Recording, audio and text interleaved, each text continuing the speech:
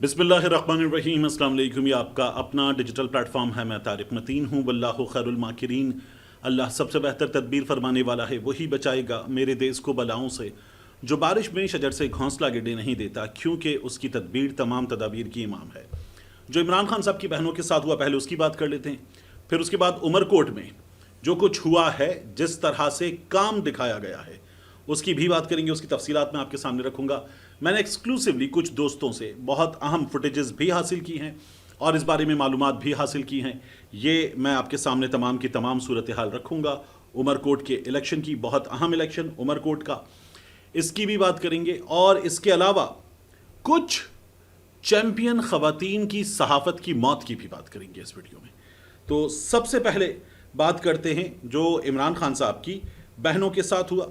अलीमा खान साहिबा, नौरीन खान साहिबा, उज़मा खान साहिबा, ये अडियाला जेल गए थे। इनका कोई पॉलिटिकल एजेंडा नहीं है। ये अपने भाई से मिलने जाती हैं। ये अपने भाई से मिलने गई थी और वहाँ इनको फिर मिलने नहीं दिया गया। हमने देखा था कि मंगल को, अब से 2 रोज़ पहले जब ये मिलने गए थे, तो इनको कहा गया था कि आप जाएं। ये सड़क किनारे बैठे हुए थे, कहा गया था आप जाएं, आपकी मुलाकात जुमेरात को करवाई जाएगी। इसीलिए उन्होंने कहा धोखा हुआ है, धोखा हुआ है।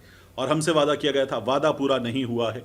नज़र आ रहा था कि ये निज़ाम, इस निज़ाम को चलाने वाले जो बहुत ताकतवर हैं, वो बहुत ताकतवर लोग जेल इंतज़ामिया को भी चलाते हैं, वो लोग अदालत को भी चलाते हैं, वही लोग सब कुछ चला रहे हैं। उन्होंने ये नहीं होने दिया। तो शरीफों की हुकूमत, जिस तरह की हुकूमत है, आप देख रहे हैं कि वो क्या करते।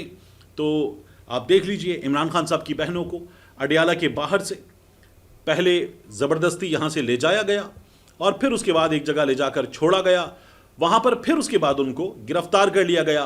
बताया गया कि अब हम आपको यहाँ से भी लेकर जा रहे हैं। आपको रोका था यहाँ पर सिर्फ नमाज और खाने के वक्फे के लिए, रास्ता बहुत लंबा है। फिर बिलाखिर उन लोगों को एक बार फिर वही काम किया गया, रास्ते में छोड़ दिया गया। उससे पहले जो तमाशा हुआ, तमाम दिन मैं आपको बताता रहा कि इमरान खान की बहनों को जिस तरह से यहाँ पर बुलाकर ये बताया गया कि ये निज़ाम इमरान खान को, पाकिस्तान तहरीक-ए-इंसाफ को, इमरान खान की बहनों को इंसाफ नहीं दे सकता। ये बताया गया कि इस निज़ाम में आपके लिए जगह नहीं है। ये बताया गया कि जेल रूल्स हैं 1978 के, लेकिन आपके लिए रूल्स नहीं है। ये बताया गया कि आपको भले अदालत ने इजाज़त दे दी है, लेकिन अदालत उन लोगों के सामने कोई हैसियत नहीं रखती जो अदालत का फ़ैसला नहीं मानते, जो मखसूस नशिस्तें नहीं देते, जो अदालत का फ़ैसला नहीं मानते, जो इलेक्शन नहीं होने देते, जो 2 सूबों में इलेक्शन नहीं होने देते, जो मरकज़ में इलेक्शन 6 महीने आगे जाने पर कुछ नहीं कर सकते, जिन्होंने 26वीं तरमीम मंजूर करवाई है। ये निज़ाम आपको इंसाफ नहीं देगा। ये इमरान खान की बहनों को एक बार फिर बताया गया। और कमाल हिम्मत है इमरान खान साहब की बहनों की कि उन्होंने फिर बार बार इस निज़ाम को आकर बेनकाब किया है।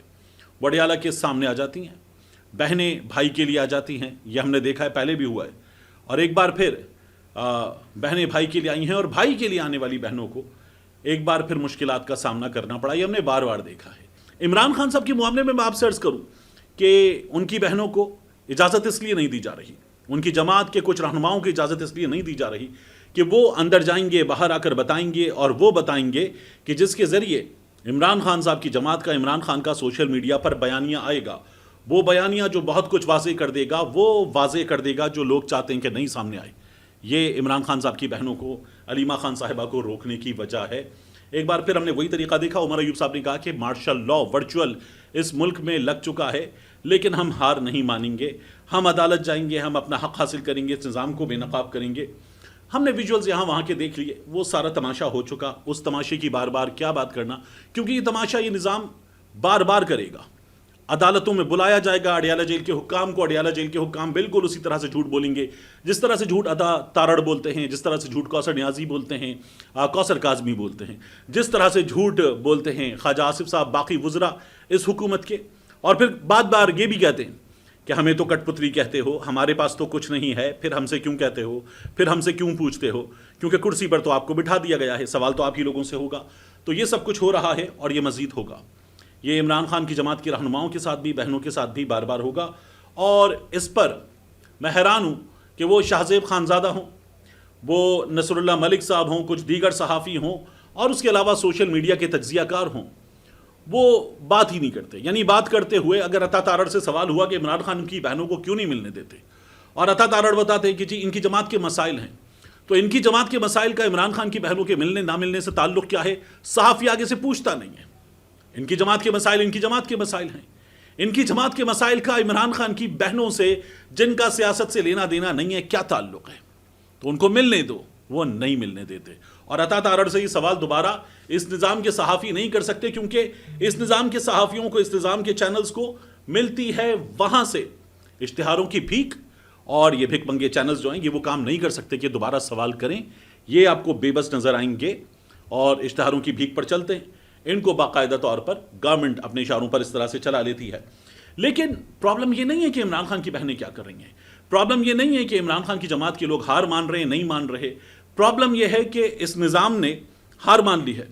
کیونکہ جو آج عمران خان کے ساتھ ہو رہا ہے وہ کل کسی اور کے ساتھ ہوا تھا، کل کسی اور کے ساتھ ہوگا۔ تو بات یہ ہے کہ اس نظام کو اس کو ہونے دینا ہے، چلنے دینا ہے، یا پھر اس نظام میں کہیں کوئی سپائن موجود ہے، کہیں کوئی تنفس موجود ہے، اس نظام میں کہیں کوئی کھڑے ہونے کی گنجائش موجود ہے، سوال کرنے کی سکت موجود ہے، تھوڑی سی غیرت، تھوڑی سی حمیت، تھوڑی سی طاقت موجود ہے، اس طاقت کا مظاہرہ کرنے کی کوئی اس نظام میں جگہ ہے یا نہیں ہے، یہ سوال ہے۔ یا یہ نظام اپنی موت مر چکا ہے، یہ نظام اٹھ سکتا ہے، چل سکتا ہے، سر اٹھا سکتا ہے، بات کر سکتا ہے، یا یہ نظام اپنی موت مر چکا ہے۔ یہ نظام سوال کر سکتا ہے، للکار سکتا ہے، چیلنج کر سکتا ہے، یہ نظام سامنے سے پوچھ سکتا ہے کہ کیسے کیا جا سکتا ہے یہ سب کچھ، یا یہ نظام اپنی موت مر چکا ہے۔ یہ نظام بتائے کہ کیسے چلے گا یہ سب کچھ۔ ہمارے صحافتی ادارے کیا یہ سوال کر سکتے ہیں؟ کیا ہمارے اینکرز یہ سوال کر سکتے ہیں؟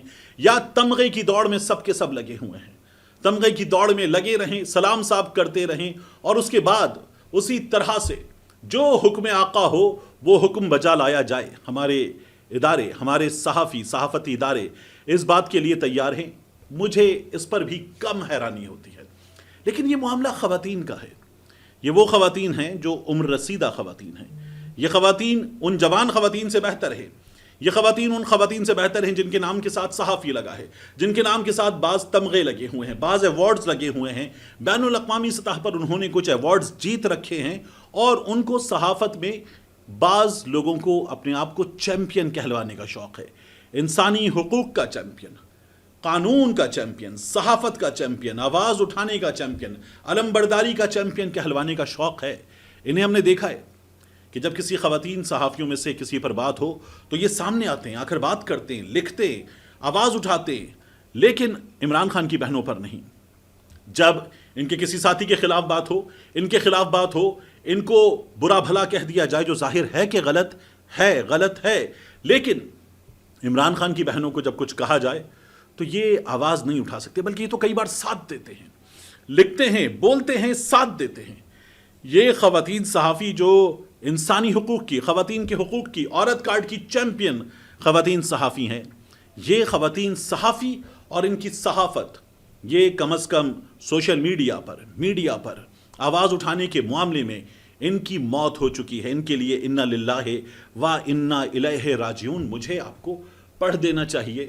یہ عمران خان کی بہنوں کے لیے آواز نہیں اٹھا سکتے، یہ مریم نواز شریف کے لیے آواز اٹھا سکتے ہیں، یہ آصف زرداری کی ہمشیرہ کے لیے آواز اٹھا سکتے ہیں، یہ اپنے لیے آواز بلند کر سکتے ہیں، اپنی کسی ساتھی اینکر کے لیے آواز بلند کر سکتے ہیں، لیکن یہ عمران خان کی بہنوں کے لیے آواز نہیں اٹھا سکتے۔ یہ چپ رہیں گے، ان کو کوئی فرق نہیں پڑے گا، ان کی صحافت کو کوئی فرق نہیں پڑے گا، یہ اسی طرح سے آپ کو نظر آئیں گے۔ آپ کو وہ بلاول جو ایوان میں کھڑا ہو کے پوچھ رہا تھا نا تم کتنے بغیرت ہو، وہ بلاول نظر نہیں آئے گا آپ کو۔ اس کی وہ بہنیں جو سندھ میں خواتین کے حقوق کے لیے کبھی کسی مروت سے، کبھی کسی دوسرے سے سوال کرتی ہیں، اپنی جماعت کے رکن سے سوال کر سکتی ہیں، اپنی جماعت کی رہنماؤں کے لیے، اپنی پھپھوں کے لیے سوال کر سکتی ہیں، آپ کو بلاول کی وہ بہنیں بھی نظر نہیں آئیں گی۔ آپ کو پاکستان پیپلز پارٹی کا جو جمہوریت کی چیمپئن، انسانی حقوق کی چیمپئن ہے، اس کے لوگ بھی نظر نہیں آئیں گے۔ ایک شخص ہے جو پاکستان کا سابق وزیر اعظم ہے، پاکستان میں سب سے مقبول لیڈر ہے، آپ کو اس کی بہنوں کو مسلسل جیل میں گھسیٹا جانا اور بنیادی حق نہ ملنا یہ نظر نہیں آتا۔ آپ کو نظر نہیں آتا کہ کس طرح سے آپ کی حکومت میں، آپ کے ابا حضور کے راج میں، یہ سب کچھ کیا جا رہا ہے، اور آپ کے منہ پر ٹیپ لگی ہوئی ہے، اور وہ ٹیپ آپ اتارنے کو تیار نہیں ہیں۔ کل آپ ایوان میں چیختے تھے، گلا پھاڑتے تھے، بآوازیں بلند بولتے تھے تم کتنے بغیرت ہو۔ آج اس ملک کے لوگ آپ سے پوچھ رہے ہیں تم کتنے بے غیرت ہو، لیکن آج آپ یہ سوال کرنے کے قابل نہیں ہیں کہ آپ کسی سے پوچھ سکیں کہ تم کتنے بے غیرت ہو۔ آج آپ کو وہ لوگ نظر نہیں آئیں گے۔ آج آپ کو مریم نواز شریف کے ہمدرد، زرداری کی ہمشیرہ کے ہمدرد، خواتین صحافیوں کے دکھ میں بین ڈالنے والے آج آپ کو نظر نہیں آئیں گے۔ آج آپ کو سکون ہی سکون نظر آئے گا۔ میں ایک اور چیز سوچ رہا تھا، عمر کوٹ کے نتیجے پر بات کرنے سے پہلے میں ایک چیز اور سوچ رہا تھا کہ جس طرح سے پاکستان تحریک انصاف کے چیئرمین عمران خان نے اس نظام کو شکست دی ہے، یہ نظام عمران خان کی آواز نہیں، عمران خان کی تحریر نہیں، عمران خان کا پیغام باہر آ جانے سے خوف زدہ ہے۔ یہ نظام کیسے چل پائے گا؟ یعنی یہ نظام اتنی طاقت کے ہوتے ہوئے عمران خان کی بہنوں کے آگے بند باندھ رہا ہے، نہتی بزرگ خواتین ان کے آگے بند باندھ رہا ہے۔ 6 لوگوں کا ایک لسٹ پر نام، وہ 6 لوگ نہتے عام شریف پارلیمنٹیرین، اندر جانے کے خواہش مند، بات کرنے کے خواہش مند اپنی جماعت کے رہنما سے، ان لوگوں کے آگے ڈھیروں پولیس والے کھڑے کر کے، خواتین کے آگے ڈھیروں پولیس والے کھڑے کر کے، سڑک پہ تماشا اور طوفان کھڑا کر کے یہ نظام کیسے چل پائے گا؟ اس نظام کے سامنے کوئی دشمن بہت بڑی تعداد میں لشکر لے کر نہیں آیا۔ یہ نظام صرف ایک قیدی سے اس وقت ہار مان کر اس کی بہنوں کے سامنے حصار بنا کر کھڑا ہو گیا ہے۔ یہ نظام کیسے چل پائے گا؟ یہ نظام نہیں چل سکتا اس طرح سے جس طرح سے یہ چلنا چاہتا ہے۔ تو عمران خان کی بہنوں نے، عمران خان نے تاریخ رقم کر دی ہے اپنے ٹویٹر پیغام کے ذریعے۔ اس کے بعد یہ سچویشن بدلی ہے، ورنہ ممکن تھا کہ آج ملاقات ہو جاتی، لیکن ایک بار پھر عمران خان نے بتا دیا کہ نو ڈائیلاگ۔ تو اس لیے یہ نظام آپ کو اس طرح سے بوکھلایا ہوا نظر آ رہا ہے، بالکل بوکھلایا ہوا نظام۔ عمر کوٹ کی بات کریں، میں آپ کے سامنے رکھ دیتا ہوں جو کچھ عمر کوٹ میں ہوا ہے۔ لال ملی بتا رہے ہیں وہاں پر کہ کس طرح سے دھاندلی کی گئی ہے۔ انہوں نے یہ بھی بتایا ہے کہ پاکستان تحریک انصاف جیت چکی ہے اور سندھ جیت چکا ہے، الیکشن کے اس ڈاکے پر احتجاج کریں گے۔ اور وہ یہ کہتے ہیں کہ پولیس کی سرپرستی میں 20 پولنگ اسٹیشن سے بیلٹ باکس لوٹ لیے گئے ہیں، ہمارے پولنگ ایجنٹس کو غائب کر دیا گیا ہے، بدترین دھاندلی کی جا رہی ہے۔ میں آپ کو یہ جو فوٹیجز دکھا رہا ہوں نا، ان فوٹیجز کو اگر آپ دیکھیں تو آپ کو نظر آئے گا، آپ کو نظر آئے گا کہ کس طرح سے یہاں پر دھاندلی کی گئی، کس طرح سے اس عمر کوٹ میں جگہ جگہ سے لا کر پولیس افسران بٹھائے گئے، اور پھر اس کے بعد ان کی سربراہی میں، ان کی سرپرستی میں، ان کے سائے میں باقاعدہ طور پر کارکنان کو بھیج کر یہ دھاندلی کی گئی۔ یہ رپورٹ تمام کی تمام عمر کوٹ کے ان صحافیوں کے ذریعے کہ جو اپنا نام یہاں پر نہیں لے سکتے، لیکن وہاں سے یہ فوٹیجز ان صحافیوں نے بھیج کر بتایا ہے کہ صحافیوں سے موبائل فون چھینے گئے، دھونس، دھاندلی، دھمکی کا استعمال کیا گیا اور طاقت کا استعمال کرتے ہوئے اس الیکشن کو جیتا گیا ہے۔ جو جیتنے والی کینڈیڈیٹ قرار دی گئی ہیں وہ نواب یوسف تالپور صاحب کی عزیزہ ہیں، ان کی اہلیہ ہیں، ان کے بیٹے ایم پی اے ہیں، اور اب انہوں نے یہاں پر جیت کا ڈنکا بجا دیا ہے۔ نواب یوسف تالپور صاحب نے 1,72,000 ووٹ لیا تھا، اور ان کے مخالفین کا جو ووٹ تھا نا پچھلی بار، وہ ان سے کچھ 1,40,000 کم تھا۔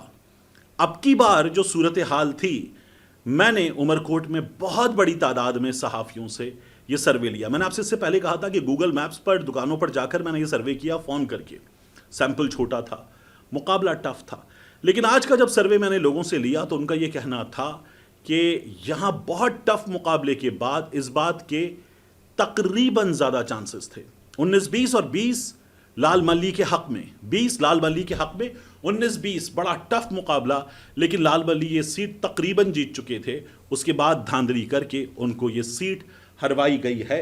یہ ہمارے سامنے آخری چیز جس پر مجھے آپ سے بات کرنی ہے، ہم یہ دیکھ رہے تھے اوورسیز پاکستانیوں کا کنونشن ہوا ہے، بہت بڑا کنونشن، وہ 1,000 ارب ڈالر تو پینٹ ہے۔ ہو اللہ کرے کہ میرے ملک میں یہ تمام دولت آئے، سرمایہ کاری آئے، میرے ملک سے غربت کا خاتمہ ہو تو بہترین، لیکن میں آپ سے عرض کروں، مجھے حیرانی ہوتی ہے کہ میں تو اس کنونشن میں 4 چہرے خاص طور پر ڈھونڈ رہا تھا، وہ 4 چہرے جو بہت امیر ہیں، جن کی باہر جائیدادیں ہیں، جن کے باہر پلازا ہیں، جنہوں نے باہر باقاعدہ اسٹیٹ قائم کر لی ہے اور بڑا پیسہ ہے ان کے پاس، وہ پیسہ پاکستان آنا چاہیے۔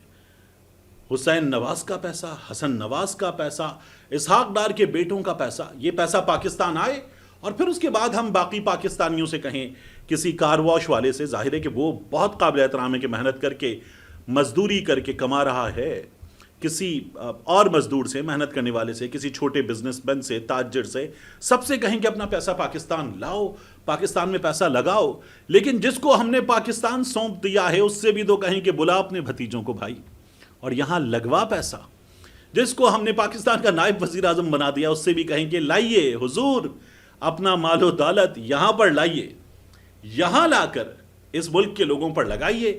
اگر آپ باہر اتنا کما سکتے ہیں تو اس ملک میں تو قانون بھی آپ کا ہے، اس ملک میں تو حکومت بھی آپ کی ہے، یہ پیسہ اس ملک میں لائیے، بہترین موقع ہے۔ دنیا کو بتا رہے ہیں آپ کہ پاکستان میں اب ترقی کے سوا کچھ نہیں ہوگا، تو اس یقین کو دنیا کو اور بھرپور انداز میں پیش کیجئے، اپنے بیٹوں کی جائیداد یہاں لائیے اور یہاں لگائیے۔ ملتے ہیں انشاءاللہ آپ سے اگلی ویڈیو۔